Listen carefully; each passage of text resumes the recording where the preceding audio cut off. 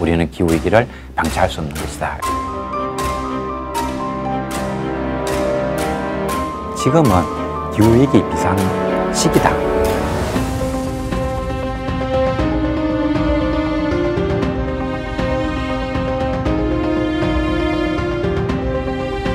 (40% 정도의 식물만 살아남고 나머지 58%는 멸종한다.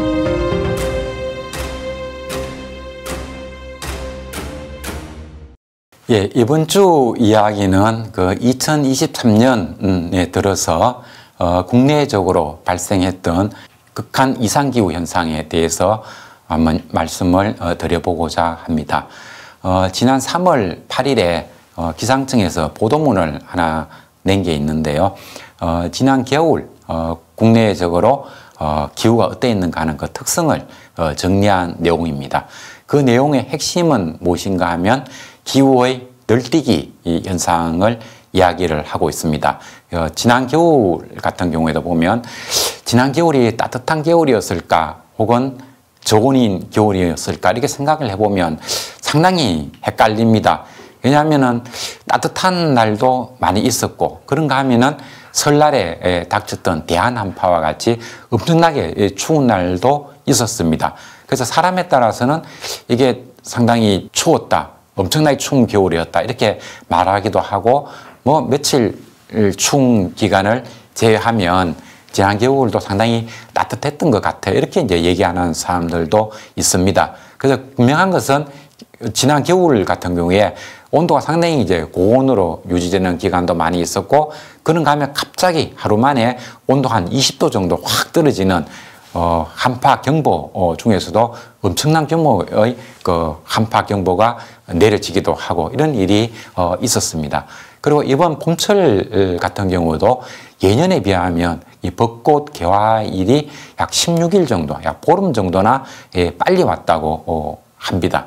그 이유가 뭔가 들여다보면 이번 봄철에 강수 현상이 굉장히 없었습니다. 그래서 햇빛이 많이 내리쬐이고 그러다 보니까 온도도 상당히 높았고 그래서 이게 벚꽃이 예년에 비해서 너무나 빨리 피게 되었고 그리고 보통 이제 벚꽃이 뭐 올해도 그걸 완전히 부인할 수는 없습니다만 남쪽에서 벚꽃이 피어서 상당히 한 보름 이상에 걸쳐 가지고 서서히 서울까지 벚꽃이 남쪽에서 북쪽으로 이렇게 올라옵니다만은 금년의 경우에는 서울이나 지방 남쪽 지방이나 큰 그 날짜의 차이 없이 한꺼번에 벚꽃이 왕창 피어버리는 이런 현상들도 볼 수가 있었습니다. 그러면서도 또 3월에 반짝 추위도 몇 차례 다가왔습니다.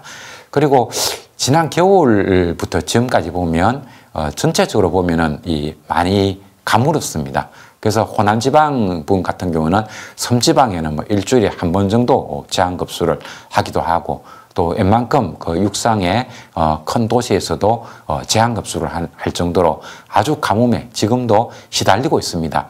그럼에도 불구하고 기상청 자료를 보면 지난 겨울에 우리나라에서 내린 강수량은 겨울철 강수량으로서는 그렇게 적은 양이 아니었던 것으로 나옵니다. 한 평년작 정도 된다는 거죠. 이게 왜 그런가 하면은 1월 중순경에 과거에 기상관측 역사상 이번에 두 번째, 과거에 72년인가 3년에 한 번 있었고 이번에 두 번째에 발생을 한 것인데 겨울 강수량으로 100mm가 넘는 이 엄청난 비가 내린 적이 있습니다. 그러다 보니까 어차피 우리나라는 겨울 석 달 동안에 내리는 강수량이 100mm 난집밖에 안 되기 때문에 오랜 기간에 걸쳐가지고 가뭄이 이어졌습니다만 한 번에 비가 왕창 많이 왔기 때문에 겨울철 평균 강수량이라는 측면에서 보면은 비가 굉장히 비가 적은 게 아니죠. 강수량이 평년 수준이 되었다. 이렇게 이제 데이터가 나옵니다. 이런 것들이 무엇인가 비가 올 때 왕창 많이 오고 안 올 때는 아주 가물고 또 온도가 낮을 때는 무지막지하게 온도가 낮고 그런가 하면은 계절에 어울리지 않는 고온 현상이 나타나기도 하고 이런 현상을 보고 우리가 날씨가 널뛰기를 한다 이런 얘기를 합니다. 그 날씨가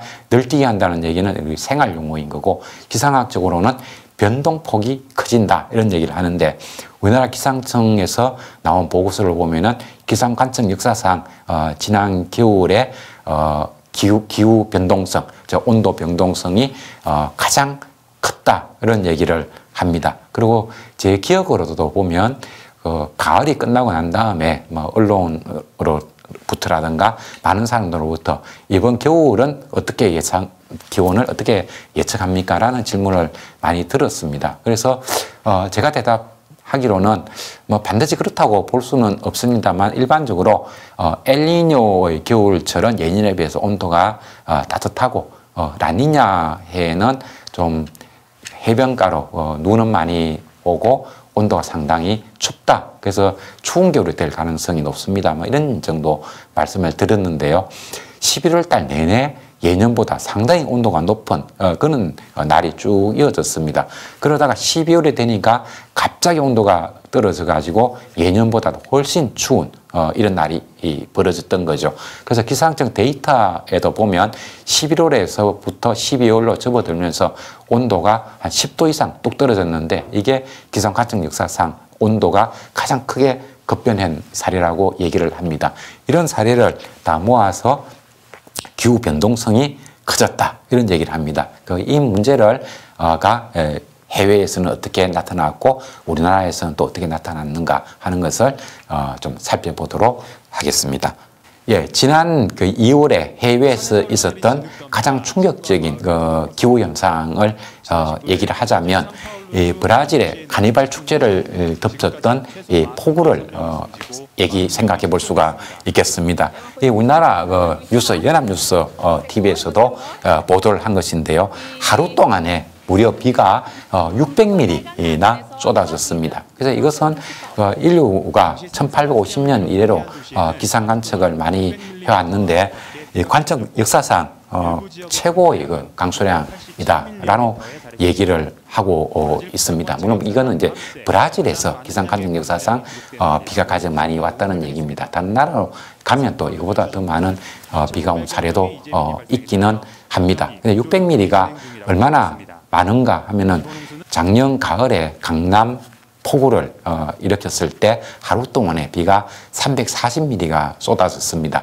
그것보다 2배의 비가 하루 동안에 쏟아졌던 거죠. 그래서 카니발 축제가 중지되기도 하고 이 비로 인해 가지고 사망자가 100명 이상이나 발생하는 큰 사고가 발생을 했습니다. 2월 달이라고 한다면 우리로 봐서는 겨울입니다만 브라질은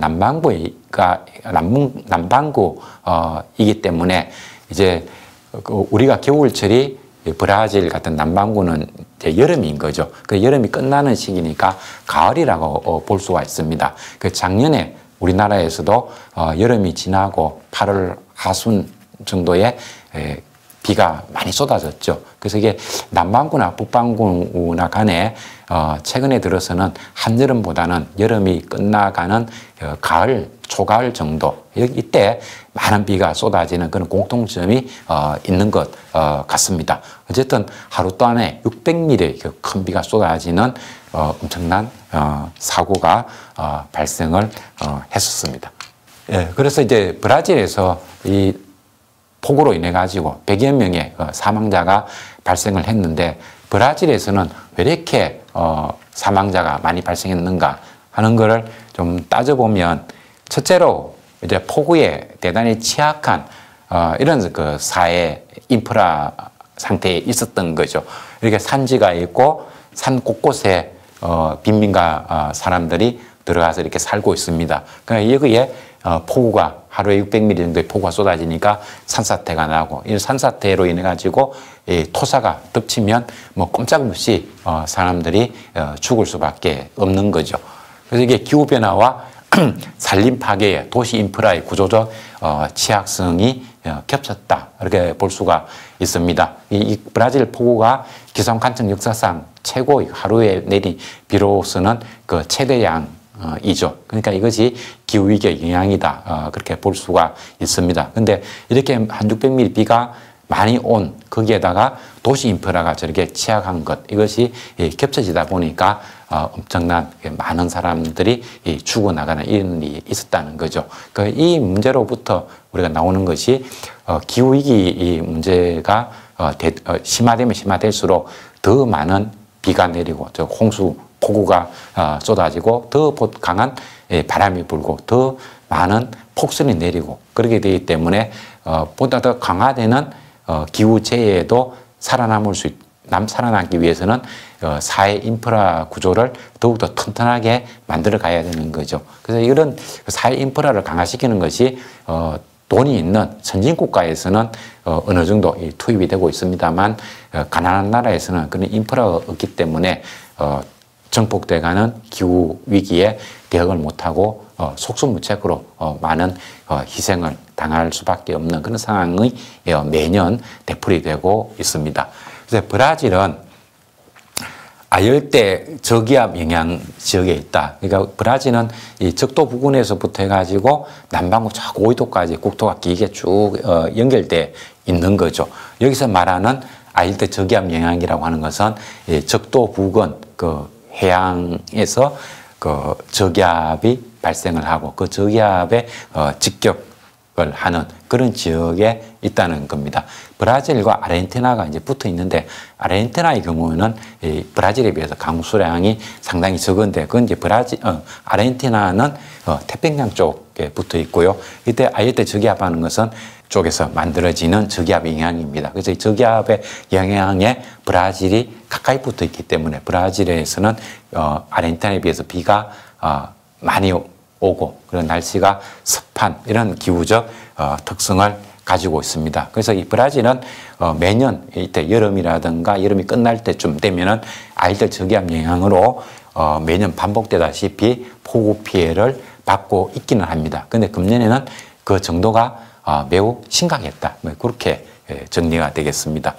그래서 이게 브라질에 이렇게 큰 비가 내린 것은 대서양 고온화, 대서양이 지구온난화 현상으로 인해서도 물론 대서양, 태평양 다 수온이 높아지고 있습니다. 그런데 특히 올해 이 시기에 대서양의 고온 현상이 좀 심각했었습니다. 그러다 보니까 바닷물이 떠오니까 물의 정발이 많이 생기고 수증기가 많이 생겼던 거죠. 그것이 브라질로 내려가서 폭우를 만들어냈습니다.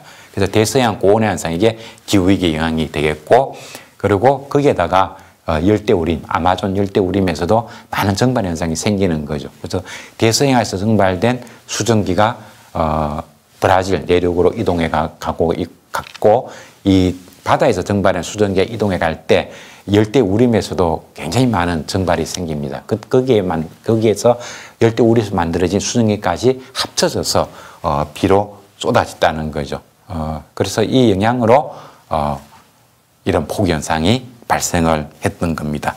그리고 이 지역에서도 인명사고가 많이 난 여기에는 그 라프리타라고 하는 고온지대라고 합니다. 여기서 이제 수증기가 많이 머금은 공기가 육상으로 들어와서 고온지대를 만나게 되면 이 서늘한 공기가 산지를 타고 올라가게 되면 공기가 위로 올라가면 온도가 많이 떨어지기 때문에 수증기가 응결을 아주 급속하게 많이 하게 됩니다. 그러면서 폭우로 내립니다. 이건 마치 우리나라 지리산 폭우하고 비슷하죠.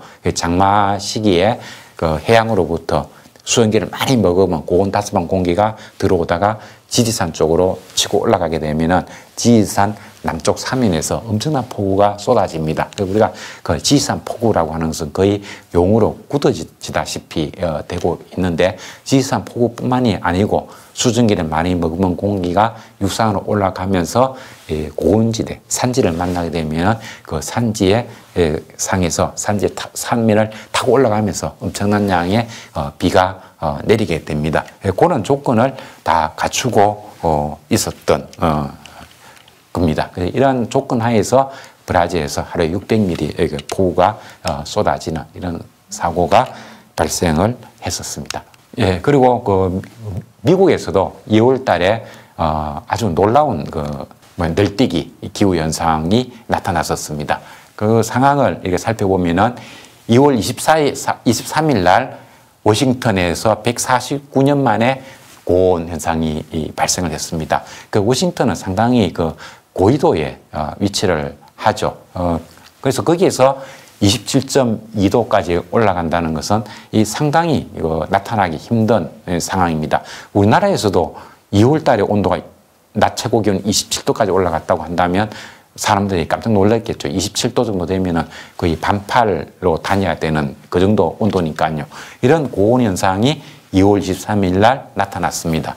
그리고 이틀이 지나자 워싱턴에 한파, 그 낮 최고 기온이 4도 정도가 되는 이런 한파가 덮쳤습니다. 그리고 폭설이 쏟아졌던 거죠. 그러니까 이게 완전히 늘뛰기 아닙니까? 23일 날 완전히 여름이 온 것처럼, 초여름이 온 것처럼 온도가 높아졌다가 갑자기 이틀 만에 온도가 27도가 4도가 됐으니까 23도나 떨어졌습니다. 그리고 폭설이 내렸던 거죠. 그리고 2월 24일에서 26일에 걸쳐가지고 LA라든가 샌디에이고도 LA라든가 샌디에이고는 상당히 온도가 좀 높게 나타나는 그런 지역입니다. 그리고 건조한 지역이죠. 여기에 폭설 경보가 내렸고 실제로 어마어마한 그 강설이 내렸습니다. 지난 겨울에 이어서 이 봄철에도 계속해가지고 3월달이 접어들어서도 우리나라뿐만이 아니고 미국에서도 이런 온도와 변동폭이 굉장히 큰 이런 날이 이어졌습니다. 근데 그게 왜 그런 현상이 생겼을까 하는 것을 요 상정 일기도를 가지고 잠깐 설명을 하자면, 여기서 보면 여기 이제 북극이고요. 이쪽으로 가장자리로 갈수록 이제 저위도 적도 지역이 되겠습니다. 그리고 이런 선들은 이제 등고선이라고 얘기를 하는데, 이것이 북극권에 기반을 둔 찬 공기하고 적도 지역에 기반을 두고 있는 따뜻한 공기, 그 사이의 어떤 그 경계라고 볼 수가 있습니다. 그래서 이 북극권에서 남쪽으로 이렇게 뻗어 있는 요 지점을 통해 가지고 북극권의 찬 공기가 이게 내려가고 있다고 생각하시면 되는 거고요. 여기에 보면 이 저위도에서 고위도 쪽으로 치우쳐 있는, 등고선이 치우쳐 있는 이런 곳에서는 남쪽에 따뜻한 공기가 이 고위도까지 올라왔다, 이렇게 이해를 하면 됩니다. 그래서 미국에서는 여기가 이제 찬 공기가 있는 거고, 여기에 따뜻한 공기고, 여기 다시 찬 공기, 이쪽에 옆에 가면 또 따뜻한 공기가 이렇게 나타나는 거죠. 여기 이런 게 이제 작은 파동이라고 얘기하는데, 이것이 서쪽에서 동쪽으로 쭉쭉쭉 이동을 해 갑니다. 이런 파형이. 그러니까 이렇게 북쪽에 찬 공기가 내려가는, 그러니까 북쪽에서 남쪽으로 도출되어 있던 이런 등고선을 가지고 있는 지점이 지나갈 때는 엄청난 한파가 오는 것이고, 그리고 한파가 딱 지나고 나면은 다시 남쪽에서 따뜻한 공기가 확 치고 올라오기 때문에 고온이 나타나고, 또 여기 지나면 금방 또 이 북쪽에서 남쪽으로 뻗어져 있는 파도가 다시 다가오는 거죠. 그러면 다시 한파, 추위가 딱딱 쳐오는 겁니다. 이런 현상들이, 즉 파장이 짧은 찬 공기가 내려오는 그 일기도 패턴, 그리고 그 뒤에서 따뜻한 공기가 남쪽에서 올라오는 패턴, 이런 것들이 짧은 기간 동안에 계속해서 교차되는 이런 날씨가 지난 겨울부터 이번 봄철에 걸쳐가지고 계속 되풀이 되고 있었습니다. 이런 그 일기도 패턴이 나타났는데,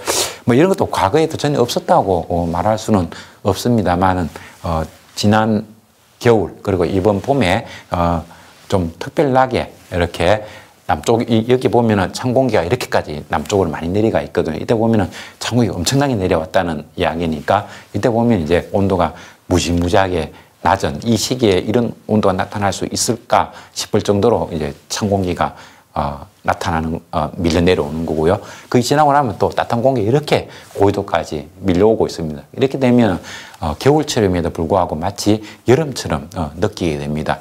지난 겨울에 유럽에서는 폴란드라든가 스웨덴 이런 나라에서는 여름철 기온이 실제로 나타났었습니다. 거기도 보면 남쪽에 있는 차가운 따뜻한 공기가 유럽 대륙을 겨울 동안 거의 온 겨울 내내 이렇게 지배를 하는 그런 일기도 패턴을 볼 수가 있었습니다. 그래서 그 미국 캘리포니아 지역 보면은 앞에 제가 그 그림을 설명할 때 그 LA하고 캘리포니아에 있는 LA라든가 샌디에이고 이런 곳에서 굉장히 온도가 높은 이런 상황이 벌어졌다라고 얘기를 했었는데, 여기에서 눈폭탄, 물폭탄 이런 현상들도 또 발생을 했습니다. 그래서 이게 폭설과 폭우가 덮친 캘리포니아 이렇게 돼 있고요. 그리고 보면은 LA에 이게 보면은 3월 13일 날 우리나라에 보도된 거거든요. 그 3월 중순에 접어드는 그 시기에 캘리포니아에 어마어마한 홍수가 져서 제방이 무너지고 마을 전체가 침수하고 그래서 많은 사람들이 대피를 할 수밖에 없는 그런 상황이 벌어졌었습니다. 캘리포니아도 우리 같은 북반구에 있기 때문에 이 겨울에 이렇게 많은 비가 내린다는 것 자체도 상당히 과거에는 볼 수 없었던 그런 상황이라 볼 수가 있죠. 지난 겨울에는 우리나라에서도 하루에 비가 100mm 이상이 오는 겨울철에 비가 100mm 이상이 쏟아지는 이런 우리나라 기상관측 역사 100년 동안에 2번밖에 이번까지 합쳐가지고 2번인 거죠. 과거에 한 번 있었고 이번에 다시 나타나는 그야말로 보기 힘든 이런 현상이 있었는데 미국에서도 마찬가지 현상이 있었습니다. 그리고 이 캘리포니아에 어떻게 이런 많은 폭우가 쏟아질 수 있었느냐 하는 이야기 원인인데 역시 해수의 고온화로 만들어진 태평양의 수증기가 특정 지역으로 집중 유입되는 현상이 있었다. 그러니까 태평양 동쪽 해안, 적도 부근 이쪽의 수온이 예년에 비해서 상당히 높았습니다. 거기에서 수증기가 많이 증발이 되었고요.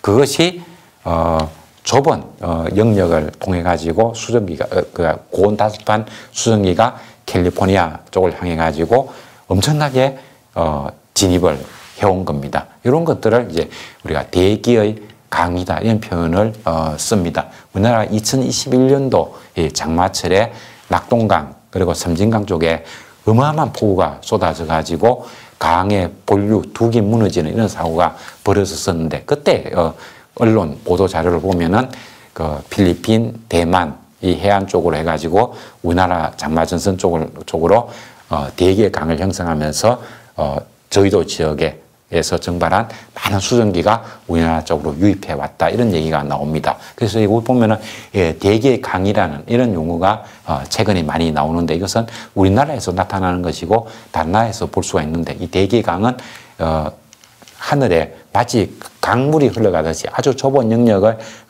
그 영역 쪽으로 저희도 쪽에서 형성된 수증기가 고위도 내륙 쪽으로 진입해 가는 그 경로를 대기의 강이라고 얘기를 합니다. 이것을 이제 캘리포니아에서는 파인애플 익스프레스라고 부른다고 합니다. 여기 말하는 대기의 강을 지칭하는 이름이 되겠습니다. 그 파인애플 익스프레스 특급이란 이야기죠. 이 현상이라고 불림 뭐가 하면은 대기의 강이 그래서 수증기가 무지무지 많이 들어와서 그것이 연결해서 비로 쏟아진 것이 캘리포니아의 3월 달에 나타난 홍수였다는 겁니다. 그래서 이렇게 기후변화로 인해 가지고 해수 온도가 높게 형성이 되면 그곳에서 수증기 증발이 많이 생기고 그것이 또 그렇게 바다에서 증발된 수증기가 내륙 쪽으로 진입해 볼 수 있는 조건이 갖춰지면 열대 해역에서부터 내륙으로 수많은 수증기가 올라올 수 있고요. 그때 때를 맞춰서 만약에 북쪽의 찬 공기가 내려오게 된다면 그 대기의 강을 통해서 올라온 수증기와 북쪽의 찬 공기가 만나게 되겠죠. 그럴 때 구름이 엄청나게 많이 만들어지고 그때 구름에서는 은결 현상이 많이 생기고 그리고 구름 속에서 눈이 많이 만들어지는 거죠. 그러면서 폭설이 내립니다. 그래서 지난 겨울에 미국 동부 지역에서 보면은 하루 동안에도 뭐 수미터 되는 이런 폭설이 막 쏟아지고 했었죠. 그게 바로 이런 대기의 강이 형성되고 그때 북쪽에 있는 찬 공기가 내려오고 그러면서 만들어낸 기후체가 되겠습니다. 예, 그래서 이게 최근에 보면 이제 이거는 기후재해로 인한 피해가 굉장히 많이 발생을 합니다. 그래서 뭐 수주 전에 제가 뮌헨 보험회사에서 말하는 기후재해 보상금 나가는 문제들 제가 잠시 소개를 했었는데 뮌헨 보험회사에서 그런 얘기를 하죠. 이제는 연간 1,000억 달러 이상씩 보험료가 기후재해 때문에 지출되는 것이 일상화되었다라는 얘기를 하고 있습니다. 그리고 작년에도 예외 없이 1,000억 달러 이상의 보험금이 기후재해 때문에 지급이 되었습니다. 그중에 상당 부분이 미국 캘리포니아 허리케인 이안이 덮쳤던 플로리다에 지출이 되었죠. 그리고 그 이외에도 미국에서는 옆에 그림에서 볼 수 있듯이 각지에서 다양한 기후재해가 발생을 했습니다. 그래서 기후재해 피해액이 214조 원이 넘었다. 우리나라 돈으로 한 214조가 넘었다고 얘기를 합니다. 우리나라 1년 예산이 한 600조 정도 된다는 걸 생각해 보면 이 기후재해가 얼마나 컸는가 하는 것을 우리가 짐작해 볼 수가 있습니다. 그래서 2022년은 지난 2015년 이후에 허리케인 활동은 가장 약했다. 즉 허리케인이 생성된 개수는 굉장히 적었다. 그런 이야기입니다. 허리케인 활동이 가장 약했다는 얘기는 허리케인이 발생 개수는 적었다. 그런데 대신에 만들어진 허리케인은 매우 강했다는 거죠. 그래서 이게 허리케인, 태풍 이런 강도를 얘기할 때는 카테고리 1부터 5까지 분류를 하는데 카테고리 4 이상이 되면은 초강력 태풍이 됩니다. 5가 되면 거의 살인적 태풍이 되겠죠. 근데 작년 경우에 미국 쪽으로 이렇게 영향을 주었던 허리케인은 발생한 개수는 적었습니다만은 카테고리로 치면 4, 5에 해당되는 강력한 허리케인이었습니다. 그래서 플로리다를 덮쳤던 이안의 경우는 허리케인 카테고리 4에 정도에 해당되는 초강력 허리케인이었습니다. 그 다음에 보면 미국 국토의 최대 63%가 되는 그 넓은 지역이 가뭄을 겪었고, 즉 작년에 5월 달부터 미국의 가뭄이 굉장히 심각했습니다. 유럽, 미국, 그 다음에 동부아프리카 이런 나라에 가뭄이 심했고, 우리나라도 기상 관측 역사상 무강수일이 가장 길었죠. 인도도 그렇고 유럽도 그렇고. 그래서 전 세계적으로 가뭄 현상이 굉장히 심각했습니다. 그래서 미국에서는 2012년 이후 가장 넓은 면적의 가뭄 영향이 나타났다라고 정리가 됩니다. 그리고 애리조나, 네바다, 캘리포니아, 오리건, 텍사스주 이런 곳에 폭염이 매우 심각해가지고 100명 이상의 사망자가 발생했다. 근데 미국도 아마 이게 사망자 수를 갖다 카운트하는 게 그렇게 명료하게 정리가 돼 있지 않는 것 같습니다. 그래서 언론 보도를 보면은 실제 폭염으로 인한 사망자 수는 이 100명보다 훨씬 많았을 것이다라고 추정이 되고 있습니다. 우리나라의 2018년도 폭염, 역대급 폭염이 있었죠. 2018년에 그때 우리나라에서 발생한 폭염으로 인한 사망자 수가 보면은 48명 공식적으로 그렇게 제시가 되고 있습니다. 그게 보면은 이런 곳에서 한 100명 이상의 사망자가 나온 것을 보면 우리가 겪었던 그 역대급 폭염 그런 정도 수준 혹은 그 이상이 아니었을까 이렇게 생각해 볼 수가 있겠습니다. 그리고 미국에서 기후재해가 가장 격렬하게 크게 나타났던 해는 2017년이라고 합니다. 이때 이게 1위고 올해가 3위 정도에 해당이 됩니다. 근데 1위가 2017년도에는 약 485조 원 정도의 기후재해 피해가 있었다고 합니다. 485조면 2020년에 나타난 것보다 한 2배 이상 되고 우리나라 그 전체 예산의 거의 버금갈 정도 한 7, 80% 해당될 정도로 기후재해가 크게 나타났었습니다. 예, 그리고 이게 이제 2010년도부터 2020년까지 기후재해가 종류별로 플루딩 하면 홍수, 드라우트 하면 가뭄, 시비어 스톰 하면 강풍 피해 이런 거죠. 겨울철 폭풍이라든가 그다음에 와일드파이어 하면은 산불이 되겠죠. 그다음에 프리즈 하면은 얼음 오는 거, 동산 이런 피해가 되겠습니다. 이런 것들이 얼마나 발생했는가, 막대 그래프가 나타내는 것이고요. 이 끝건선 그래프는 all disaster cost, 그러니까 재해 비용이 되겠습니다. 그래서 이게 2017년도에 굉장히 피해가 컸죠.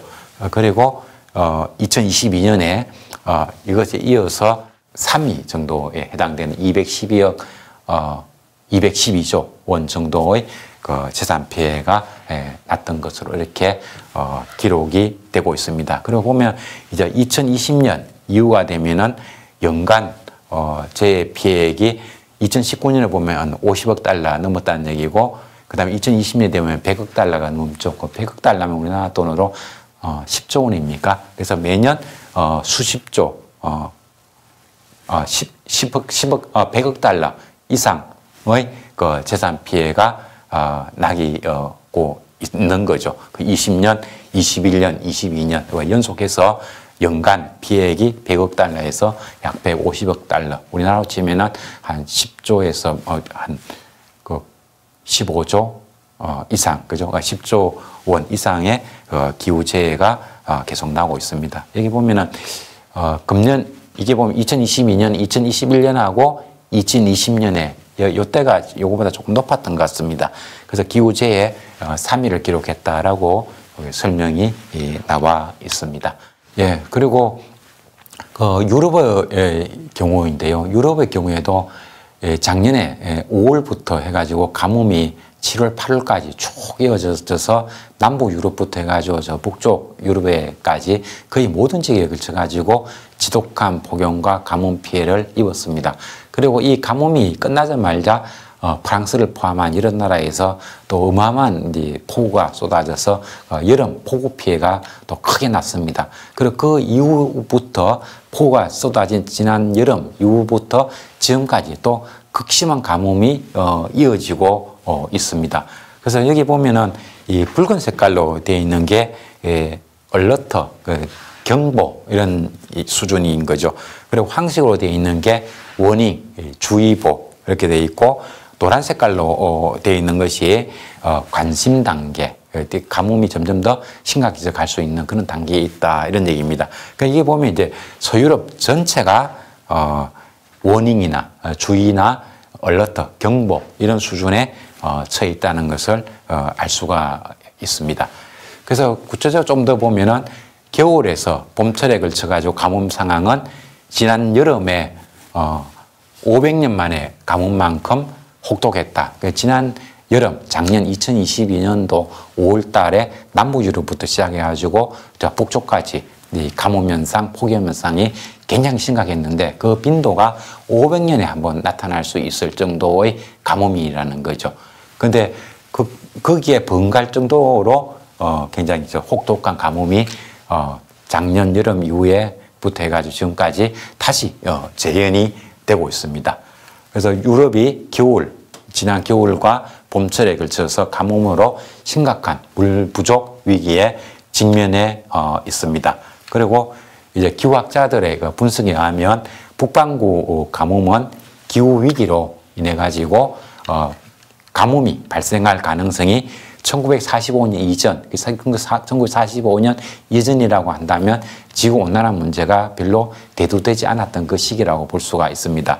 그 이전과 그다음에 그 이후를 나누어 보면, 그래 1945년이라고 하는 것은 2차 세계대전이 막을 내린 그 시점이 되는 거죠. 그래서 2차 대전을 경계로 해서 그 이전과 그 이후에 북반구에서 가뭄이 발생할 수 있는 가능성, 이거를 조사해 보니까 최소 20배 이상 상승한 것으로 평가가 되었다. 그래서 2차 세계대전 이전에 북반구에서 가뭄이 나타나서 사람들을 고통스럽게 할 수 있는 그 가능성이 2차 세계대전 이후에는 그런 극심한 가뭄이 나타날 가능성이 20배 이상 증가했다. 이렇게 평가가 되고 있습니다. 그래서 지난 겨울부터 지금 봄철에 걸쳐가지고 유럽에서 나타나고 있는 가뭄으로 인한 피해를 보면 독일 같은 경우에 라인강 수위가 하강을 해서 독일에서는 내륙에서 물건을 실어가고 실어오고 할 때 바지선을 많이 이용을 한다고 합니다. 근데 이게 강물이 얕아가지고 바지선에 많은 짐을 실을 수 없으니까 물류 용량을 반으로 줄였다. 이런 얘기가 나오고요. 그리고 이탈리아에서는 그 곤돌라, 이탈리아 여행 가면은 곤돌라를 타고 해서 음악을 듣고 음식을 먹고 이게 이제 관광 코스 굉장히 중요한데 이 곤돌라 운영이 중지되었다고 나오죠. 물론 이제 최근에는 좀 비가 와가지고 이태리의 경우에는 좀 이 수준은 좀 벗어났습니다. 근데 프랑스도 매우 가뭄이 심해서 어린이 풀장에도 물을 채울 수 없는 그런 상황이 이어지고 있습니다. 예, 우리나라에서도 지난 겨울철과 봄에 걸쳐 가지고 기후 변동성이 커지고 있는 거죠. 온도가 높았다가 떨어졌다가, 그리고 비가 많이 왔다가 오랜 기간에 걸쳐서 가뭄이 이어지고 이런 현상들이 많이 생기고 있습니다. 그래서 이게 왜 이런 현상이 생기는가에 대해서 우리나라 언론에서도 관심을 많이 가지고 있고, 또 우리나라 기상학자들도 방송에 출연을 해서 왜 우리나라의 이런 그 기후 변동성이 커지고 있는가 하는 이런 설명을 하고 있습니다. 근데 이게 기후 변화로 인해서 나타나는 각지의 이상기후 현상은 거의 예외 없이 이 제트스트림으로 설명을 합니다. 이게 제트스트림인데, 제트스트림이라고 하는 것은 이 지상에서는 바람이 약하고 상공으로 가면 바람이 강해집니다. 그래서 대륙권 상공 이런 데 가면은 어떤 좁은 지역에 걸쳐가지고 바람이 매우 강하게 부는 바람이 있습니다. 그 바람을 가리키는 게 제트 기류가 되는 거죠. 편서풍 파동이 생기고 그 안에서 바람이 특히 강하게 나타나는 것을 제트 기류다. 제트기 비행기 있잖아요. 그만큼 빠르다, 그런 의미가 되겠습니다. 근데 이 제트스트림이라고 하는 것은 북쪽의 찬 공기, 그 다음에 남쪽의 따뜻한 공기, 이 사이의 경계가 되는 겁니다. 그래서 이 북쪽에 있는 찬 공기는 차고 올수록 세력이 강한 것이고, 남쪽에 있는 공기는 따뜻할수록 세력이 강합니다. 그리고 경계인데, 이 북쪽에 있는 찬 공기가 매우 찼고 겨울철 되면 매우 춥고, 그다음에 남쪽에 있는 뭐 그냥 좀 겨울철이 되면 태양이 남반구로 내려가니까 온도는 적도 지역도 좀 떨어지겠죠. 그냥 적도 지방은 고위도에 비해서는 온도가 좀 높은 상태가 유지하고, 그래서 두 공기 세력이 팽팽하게 대치를 하게 되면 전쟁을 할 때 두 나라 군사력이 비슷하면은 어떤 전선을 경계로 해가지고 총을 쏘고 포를 쏘고 하지만 그 전선 이동이 별로 없이 탱탱하게 유지가 되는 거죠. 그렇게 되면은 이 제트스트림이 이렇게 북쪽에서 남쪽으로 쭉 내려온다는 얘기는 북쪽 찬 공기가 남반구로 이렇게 내려온다는 이야기가 되거든요. 이런 현상이 안 생기고, 북위 38도를 경계로 해가지고 뭐 약간 내려왔다가 또 북위도 38도보다 조금 더 올라가는 이런 형태, 거의 직선에 가깝게 이렇게 사행하는 거죠. 이게 뱀이 기어가듯이 이렇게 내려갔다 올라갔다 하는 이걸 가지고 영어로는 메안더링, 우리말로는 이제 사행이라고 얘기하는데, 이 사행의 폭이 작아집니다. 근데 이 북쪽에 찬 공기 세력이 약해지면 이런 곳에서 남쪽의 따뜻한 공기가 훅 올라갔다는 이야기입니다. 그러면은 이쪽 원래는 이 위도 38도 이 부근에 있어야 될 찬 공기가 남쪽 따뜻한 공기가 훅 미니까 위쪽으로 그냥 밀려 올라간 거죠. 그 찬 공기가 이 옆으로 내려온 겁니다.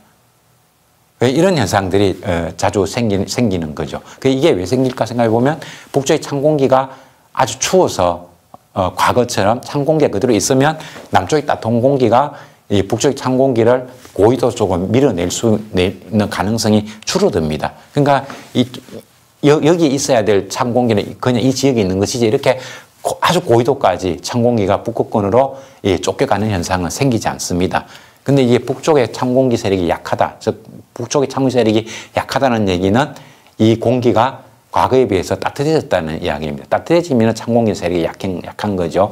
남쪽에 있는 공기는 뜨거울수록 세력이 강해지는 겁니다. 그래서 지구 온난화 현상으로 인해서 고위도일수록 온도 상승 속도가 높기 때문에 과거에 비해서 저위도와 고위도 사이 온도차가 자꾸 줄어든다는 거죠. 그 말은 북쪽 공기 세력이 약해진다는 거죠. 그러다 보니까 남쪽 따뜻한 공기의 공격을 받으면 이 북쪽 공기는 북쪽으로 툭 밀려날 수밖에 없습니다. 그리고 밀려난 공기는 그 다른 경도대를 따라서 내려올 수밖에 없는 거죠. 즉 사행이 강화된다.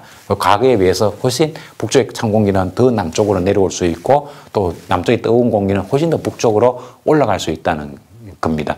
그래서 겨울철이 되었을 때 과거에는 이 고위도 지역은 당연히 온도가 낮은 거죠. 근데 요즘은 남쪽인 따뜻한 공기가 아주 이 북쪽까지 올라올 수 있기 때문에 아주 고위도 지역, 북극권에 가까운 지역임에도 불구하고 고온적이 나타나는 거고, 이런 지역 같은 게 보면은 우리나라 밑에까지 위도 30도 이 부분까지 북극권의 찬 공기가 내려옵니다. 북미 대륙 같으면은 텍사스주 밑에까지 미국 대륙 전체에 걸쳐 가지고 북극권 찬 공기가 확 덮어버리는 거죠. 이런 현상들이 과거에는 좀채 없었던 현상인데 오늘날 나타나는 겁니다. 그래서 우리나라에서 왜 이렇게 겨울철에 널뛰기 기후가 나타났느냐 하면은 이렇게 북극권의 찬 공기가 내려오는 현상. 그 다음에 이게 동쪽으로 빠져나고 나면은 서쪽에서 또 여기에서 이런 패턴의 일기도가 나타나면 이때는 남쪽에 따뜻한 공기가 올라오기 굉장히 쉬운 패턴이 됩니다. 그러면 온도가 또 겨울철임에도 불구하고 너무 따뜻한 날씨가 나타납니다. 이런 것들을 기후가 널뛰게 한다. 그다음에 기상 전공용으로서는 기후 변동성이 증폭된다, 커진다 이렇게 얘기를 하는 겁니다. 그리고 여기에서 이런 상황, 즉 남쪽에 따뜻한 공기가 올라올 수 있는 호조권, 이 말은 남쪽 바다에서 증발한 고온 따스한 공기가 우리나라 쪽 올라와 있는 거죠. 그 상태에서 북쪽에 찬 공기가 확 내려오면은 우리나라에 존재하고 있던 이 따뜻한 공기와 북쪽에 내려오는 찬 공기가 혼합이 되는 거죠. 그러면서 이 공기를 연결시켜 가지고 비로 내리기도 합니다. 그럴 때 이제 많은 폭우가 쏟아지기도 하는 거죠. 그래서 결과적으로는 이게 기후변화의 원인이다. 기후변화가 원인이다. 기후변화를 인해 가지고 제트스트림이 과거보다 많이 사행을 하기 때문에 널뛰기 현상이 증폭되는 것이다. 이렇게 설명을 드릴 수가 있겠습니다. 그리고 또 하나 계속 이어서 말씀을 드리는 건데요. 우리나라에 보면 초겨울, 그 다음에 늦겨울, 이런 얘기가 있습니다. 그래서 초겨울에 12월 달, 이럴 때 우리나라가 굉장히 추웠거든요. 그때 어떤 현상이 있었는가 하면은 북쪽, 대륙 쪽에 고기압이 잘 발달을 했다는 거죠. 그러다 보면은 이 고기압 주변으로는 바람이 시계 방향으로 불게 됩니다. 그래서 이 고기압이 북쪽에 있는 찬 공기를 이 시계 방향으로 이렇게 회전을 시키는 효과가 나타나니까요. 그러면 북쪽에 있는 찬 공기가 우리나라 쪽으로 잘 내려올 수 있도록 작동을 했다. 이런 이야기가 되었고요. 그 다음에 우리나라 2월 달에도 온도가 물론 일시적으로 추운 시절도 있었습니다만 우리나라 2월 달에 온도도 상당히 고온 현상이 나타났었습니다. 근데 왜 그런가 하면은 이 일본 열도 밑으로 이동성 고기압이 잘 지나갔습니다. 그래서 이동성 고기압이 이렇게 위치를 하게 되면 고기압에는 주변으로 시계 방향으로 바람이 분다고 했죠. 그래서 이 공기가 일본 열도 이쪽에 이동성 고기압이 지나가게 되면 이 고기압이 남쪽에 따뜻한 공기를 시계 방향으로 불게 만듭니다. 그래서 이 고기압에 의해 가지고 시계 방향 바람이 불다 보면 남쪽에 따뜻한 공기가 우리나라 쪽으로 이렇게 올라올 수밖에 없죠. 이런 과정에서 우리나라가 따뜻해지고 그리고 이 고기압에 의해서 남쪽에 있는 해양에서부터 공기가 올라오니까 고온 다습한 공기가 올라오다가 찬 공기와 만날 때가 되면 많은 비가 쏟아지기도 할 수 있는 겁니다.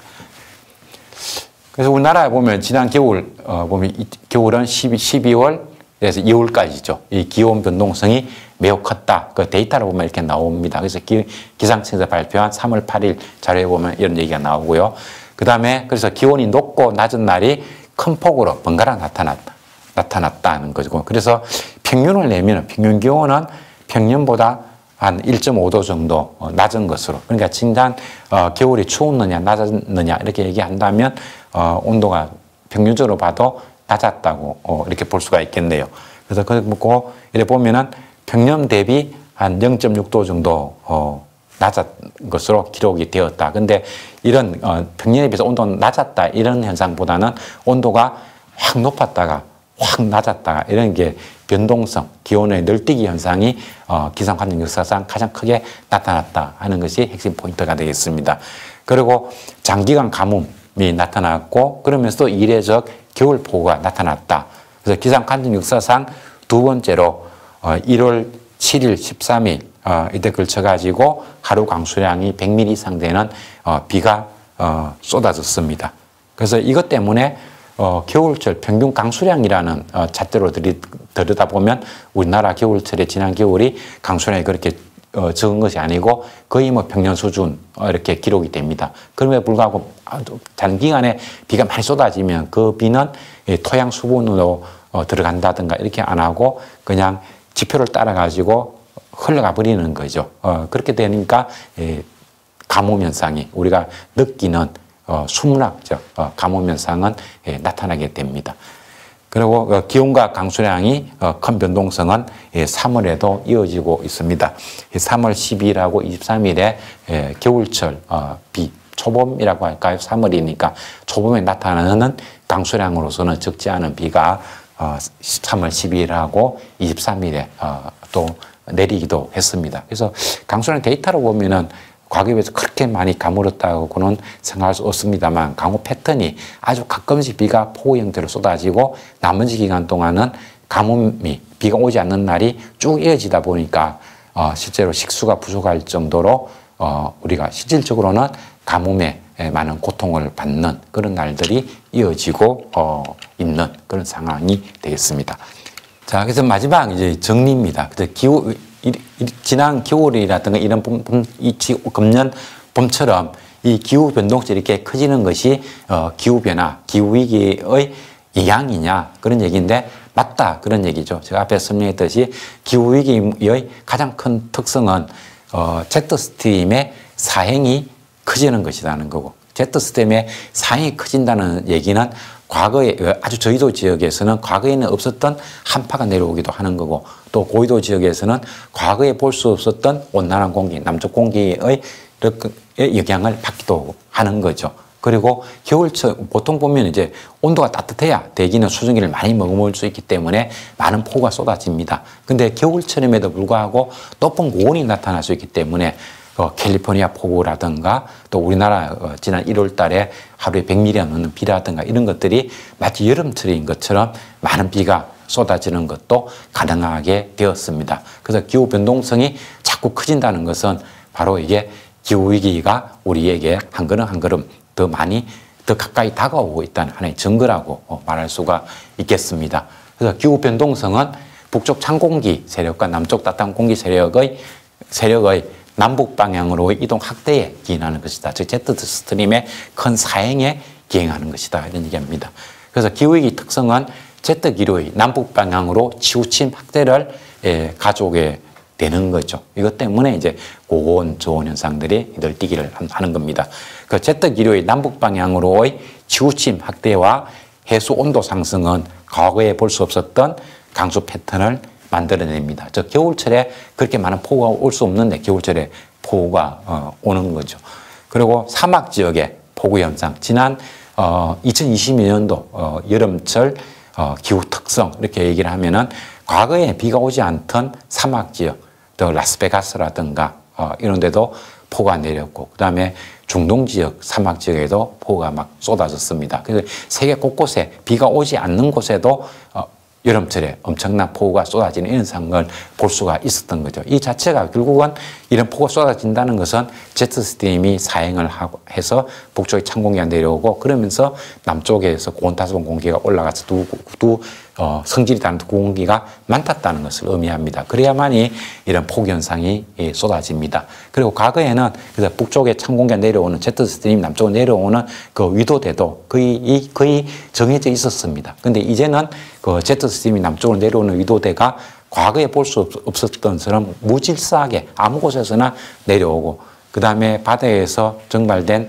고온타습원 공기도 과거에는 가지 않던 그런 경로대를 따라서 올라간다는 얘기가 되겠죠. 그렇기 때문에 비가 오지 않는 사막 지역에서도 세계 곳곳에서 폭우 현상이 나타난 겁니다.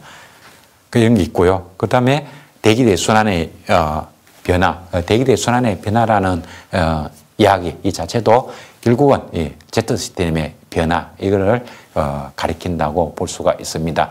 그리고 이게 대기대순환을 만들 때는 북극권에서 냉각된 공기가 남쪽으로 내려오는 현상, 그 다음에 적도 지역에서 가열된 공기가 고위도 쪽으로 올라오는 현상, 그리고 두 공기가 남쪽에서 올라오는 차가운 따뜻한 공기와 북쪽에서 내려오는 찬 공기 사이에서 공기가 교환되는 그곳이 중위도이고 그 역할을 하는 것이 제트 스트림의 역할이라고 말할 수가 있습니다. 근데 그 특성이 변화하고 있다는 이야기입니다. 그래서 이것 때문에 저 얘기했죠. 2022년도 겨울철에 유럽의 폴란드라든가 스웨덴 같은 고위도 지역의 유럽에서는 여름의 기온이 겨울 내내 이어졌다라고 얘기를 했습니다. 이런 것들이 계절 특성의 변화라고 말할 수가 있겠지요. 이런 현상들이 세계 곳곳에서 거의 일상적으로 매년 되풀이가 되고 있습니다. 이것이 기후위기가 나타났다는 하나의 좋은 사례다. 이렇게 말씀드릴 수가 있겠습니다. 이번에 준비한 강연 자료는 여기까지가 되겠습니다. 고맙습니다.